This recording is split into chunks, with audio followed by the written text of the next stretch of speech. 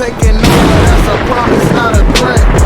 Uppercut, season off top, you stop breathing. And speaking of hatred too, even though it wasn't shown too much, I think they showed a lot of respect for each other too, but they felt like they hated each other. Top Rank had theirs, with Luis Alberto Lopez, the current IBF featherweight champion, and Joet Gonzalez, the tough racist. This nigga Pat never missed, yo. He more than lived up to that shit because, that was a hard 12-round fight. I was low key impressed with Joet Gonzalez. Best performance I've seen from him, and I thought he won. Clearly, I'll add that too. Yeah. I thought he won like a 115-113 type of fight. Because it basically was a tale of two halves. The first fight, Lopez was just lacing dude. Joet was. But the thing is, Lopez never ran away with it when he was lacing dude. Right. Gonzalez always kind of stayed with him, but you could tell Lopez was getting the better of most of it. But even then, I don't feel like he skunked the nigga for the first half. I think Gonzalez kind of snuck a couple rounds. And quite possibly too. Yeah. I mean, he would have to if we got this nigga winning 115-113. Yeah, exactly. He definitely, and what it is, I think he didn't the rounds he got early weren't big. There was those kind of it could go either way, but I felt like his ring generalship kind of was better than Lopez. Yeah, because Lopez, Lopez he fights so unorthodox because Lopez really believes in his power, and as he should, because Lopez punches pretty fucking hard, and he's pretty there to be fucking hit too. Right. This is Lopez, yeah. I can chin up, just throwing combos.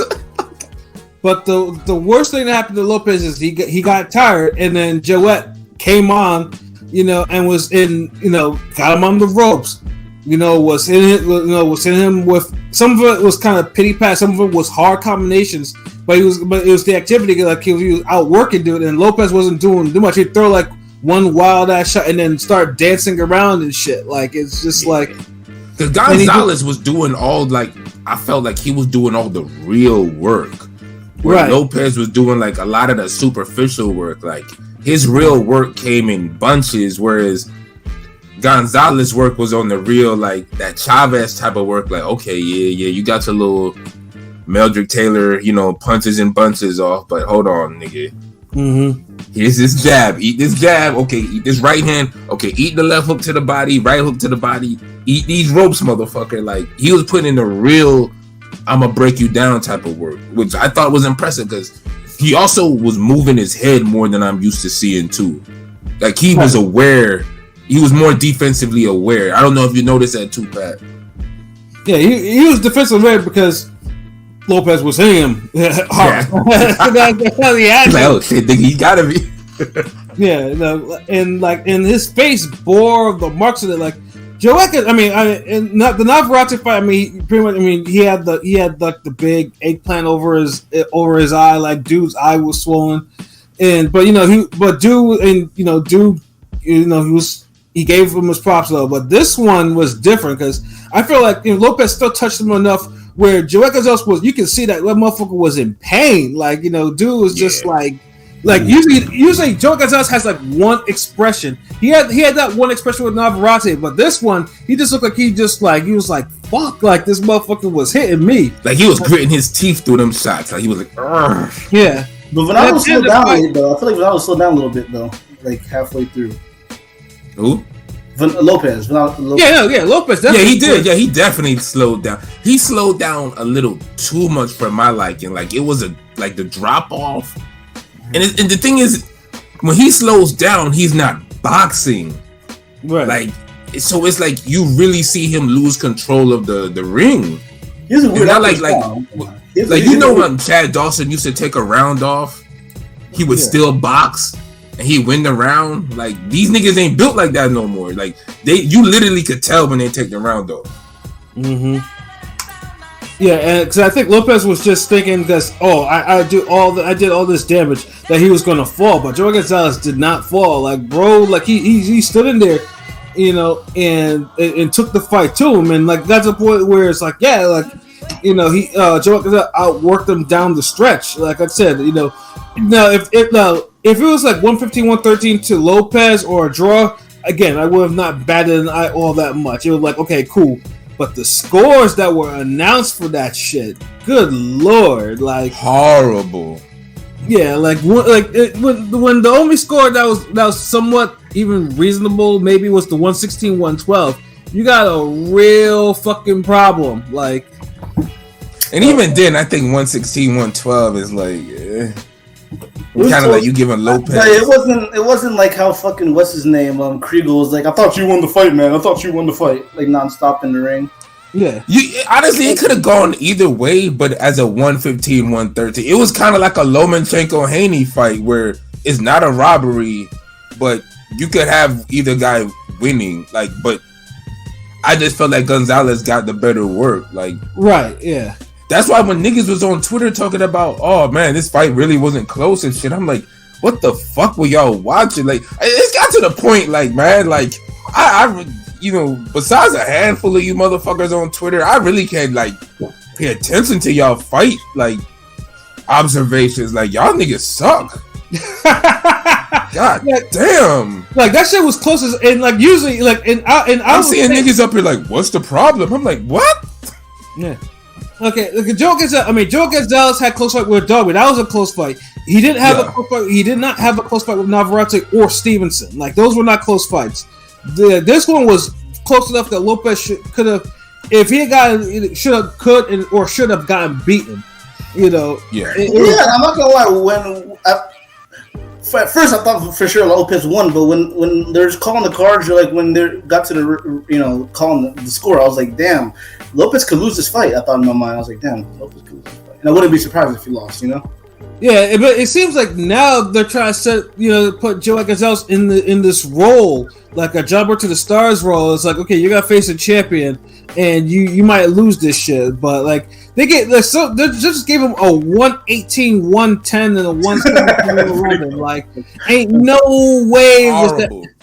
Yeah, I don't fuck with Joet Gonzalez because he's a racist, but even I know he didn't lose by them damn scores. Like, nah. That's what I'm saying. Like, yeah, dude's a racist piece of shit. Definitely should be a toxic fan in me is too impartial. Like, yeah, exactly. I just can't just go, even though he's racist, whatever. I can't say he looked horrible or whatever, or he didn't deserve to win. Like, nah. Yeah, I'm not that bad. Like, he looks like a racist, like would be a cop in another life, like Mikey Garcia. But at least Mikey Garcia got skills. Yeah, like Gonzalez got skills too. No, I know. Mikey got high level skills. I mean, but yeah, I'm just saying. Yeah, no, I mean, Joet's a good boxer. I mean, he's competitive. I mean, the Dogbo fight was a good fight. You know, it was a real good fight. That he might have. I thought he could have won that fight against Dog Bay.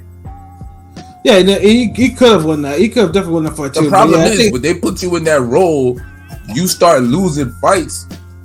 You're in that role. You really could have won. That's a hard thing about the role. Like, you don't get those calls no more. Yeah, you're not high level. You're basically the gatekeeper to the champion. To Yeah, and dude should have. You got to knock niggas out in order to damn win. Yeah, and that's the thing. I mean, low-key, I mean, that fight was almost close to a fight of the year candidate. Like it was like I said, it was a hard fight. Like Lopez was a little bit touch up, not as much as Joet. Because Joet Gonzalez was like, he was like I said, pain on his face. Like that shit was a hard fight, And but Lopez was getting his damn shit pushed back with the right hands. His head was snapping back. Hell yeah. Yeah, Lopez is gonna have to clean that shit up. Like, I mean, like you can probably see the reason why that dude lost to Ruben Villa so widely. A boxer. Obviously, Ruben Villa might actually have a chance of beating him. If Ruben Villa can continue to win, he might actually be able to repeat that. Yeah, Villa's low-key underrated. I feel like. I mean, we always be catching a wreck on these undercards. You know what I'm saying? Like, yeah. Because we seen his level at Navarrete, but then. Navarrete's a lot better than we thought he was. But y'all called that fight. I was the one that got it wrong. Yeah.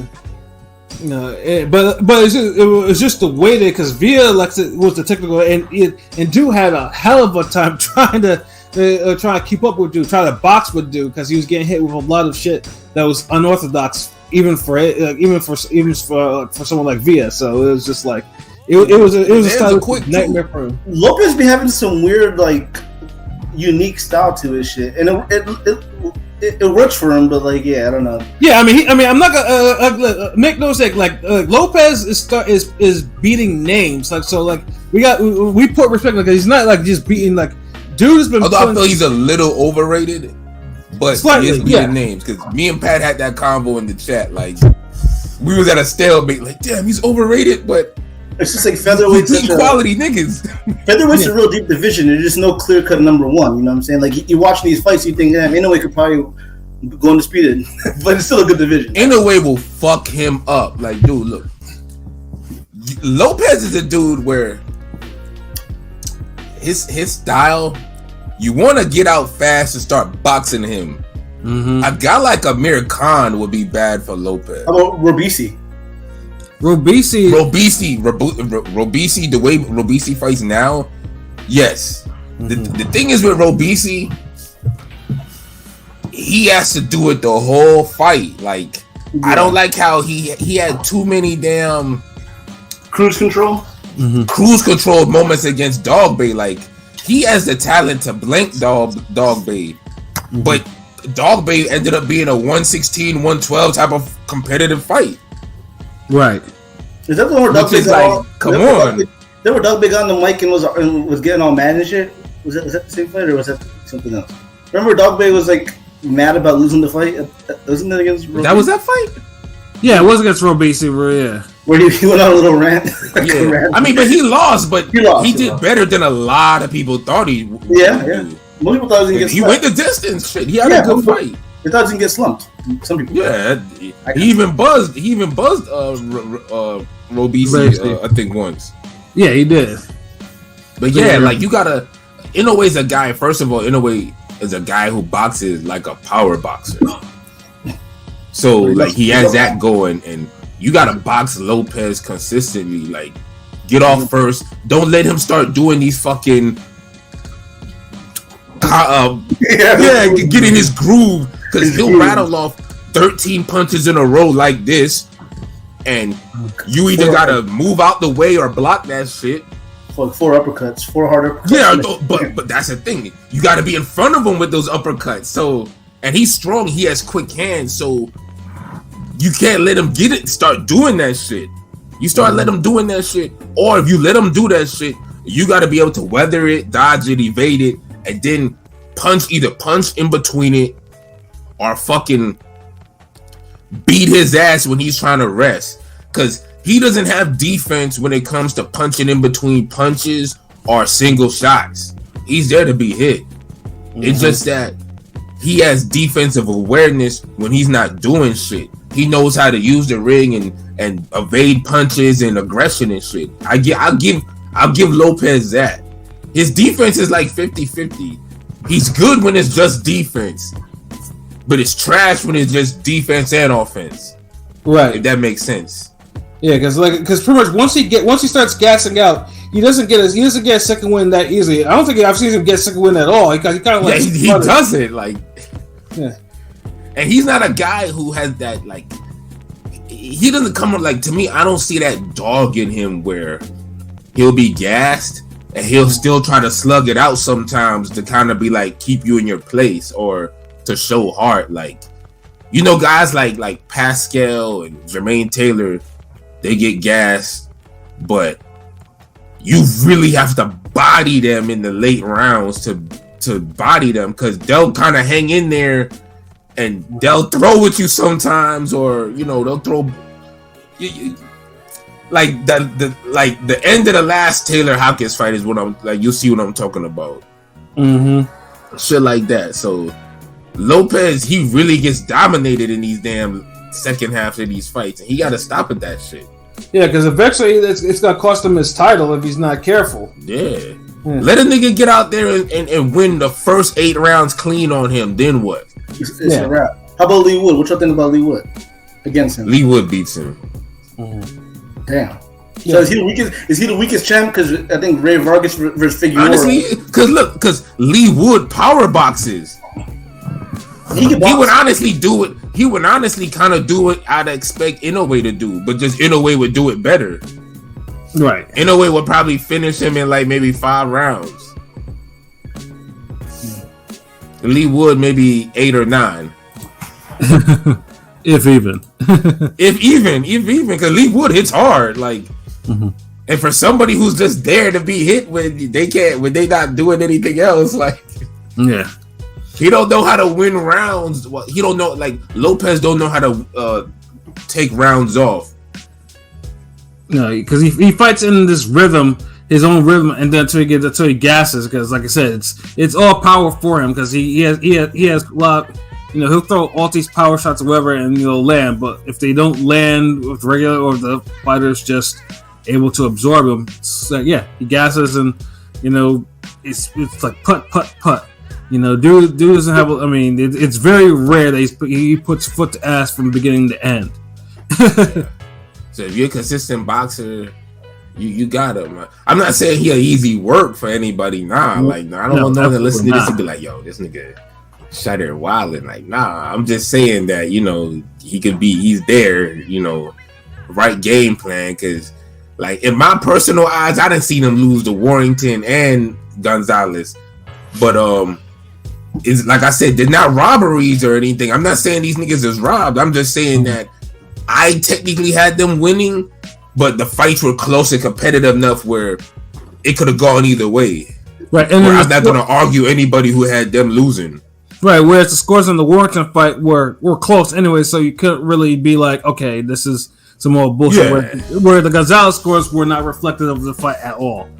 But then you got people who actually felt like the fight was really that though. Yeah. That's why I'm just like, yo, I don't know. Like I'm good on like there's shout outs to the real niggas out there who be seeing it for what it is. But like I'll just be on a Ring Game podcast if I want to discuss the fights for real, because even if we disagree here, it's never really to the extreme. There's always like some semantic shit, but niggas be on some like, nah, man, Kawasaki Lacey was pretty close. What do you mean? Like, they'll say some shit like that. Like, what you mean? I had Adamek up the first 4 rounds against Dawson. Nigga, stop. Like, what? What you mean? Corrales had Floyd down 3-1 in their fight. Like, the fuck are you niggas coming from? But hold on, let me hit up these comments real quick, Pat. My bad, yo. Salute, Kang Sung. What it do? Finally, bro. Like, damn. Like, when a shout out, you had your birthday last week and shit. You show up now. Like, what's good? Henny guy, what it do? Salute, twin. What it do? Deontay Jones, man. What it do? Salute. Y'all gonna speak on that new shit? Come on, nigga, this fucking Ring Gang, bro. Like, nigga, like we love Nas over here. Pause. I'm just saying, like, dude, Thursday, we'll do it Thursday for sure. Yeah, Thursday, like that goes without being said. Like, sorry, we don't review King every Nas album. King wants us to do it on Friday. I'm like, sorry, bro. Thursday's better usually for us. You know what I mean? Yeah, Thursday, like, look, dude, like Thursday is like the format, bro. Like Friday is like special shit, nigga. Like, Fridays. Yeah, Fridays usually, because a lot of us we do have social lives, so it's like Fridays is like either that, unless we're doing like an interview. If we get interviewed and if we done on Friday, then we really. Yeah, it's usually an interview. Friday's usually an interview, huh? Usually an interview, or it's some special type of shit, or some random shit. Because it's Ring Gang, but yeah, the last couple Friday shows been like interviews, so Friday special. We just ain't gonna do no regular shit on Friday, nigga. Right.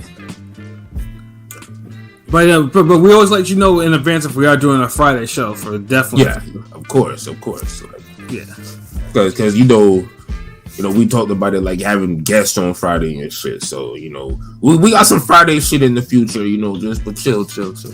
But yeah, we definitely gonna do the fucking Nas album this week, Thursday. So be fucking be locked in, stay tuned.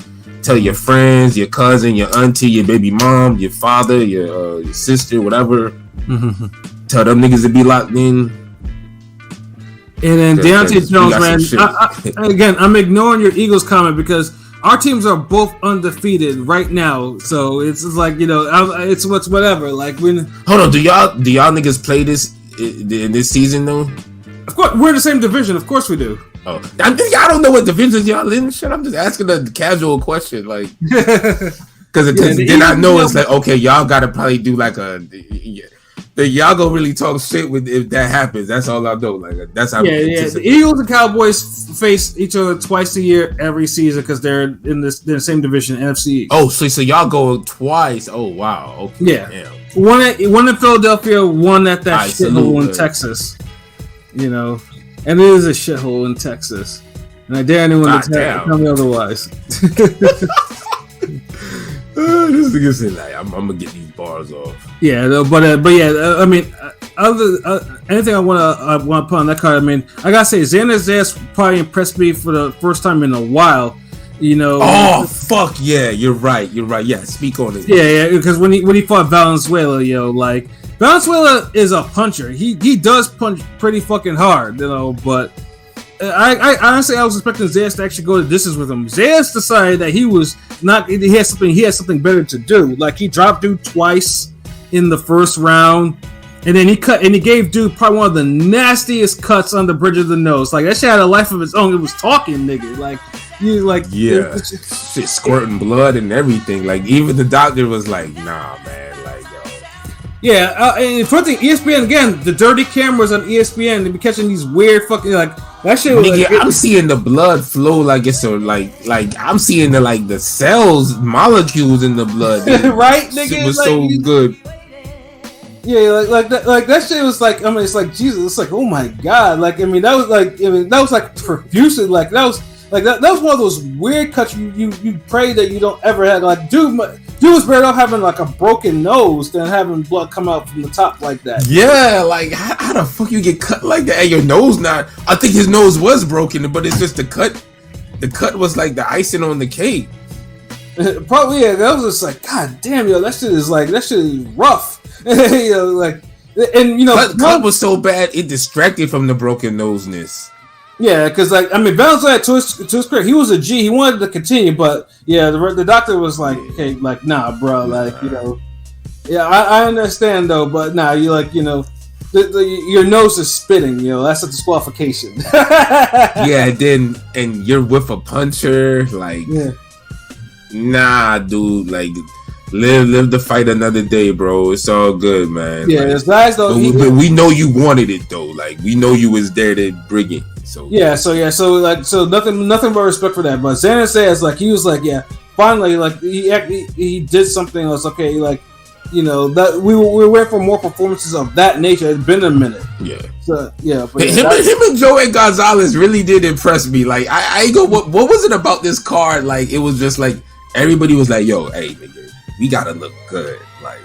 I'm saying, I don't know what it was, but yeah, they were just like, it was Mexican independence. Joe Gonzalez is Mexican, so it's like, yeah. Zanzar's Puerto Rican though. Yeah, but Zanzar's is Puerto Rican, so I don't know. Oh, so hold on, so that means he had to show up he had to one up the Mexicans in there. Probably. Oh, okay, all right, that explains that. All right, never mind. Okay, but yeah, great fucking. I won't say great card, good card, very good card.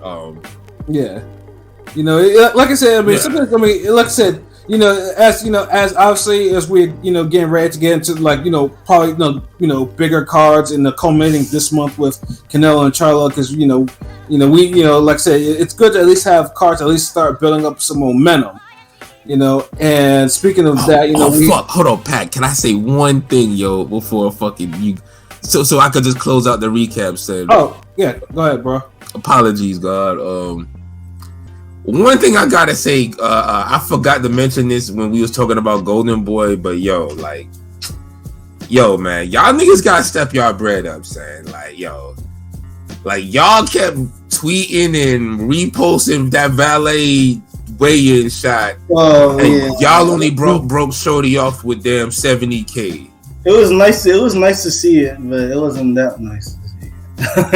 like I'm saying, like they kept cheesing with it though. Like it was nice. I'm saying, but like if y'all gonna cheese like that and use her to draw interest to your card, and she's not the main event or even the co-main, break Shorty off, nigga. Like she should have cleared like 100K, nigga. She's fit. I can't lie. She's fit.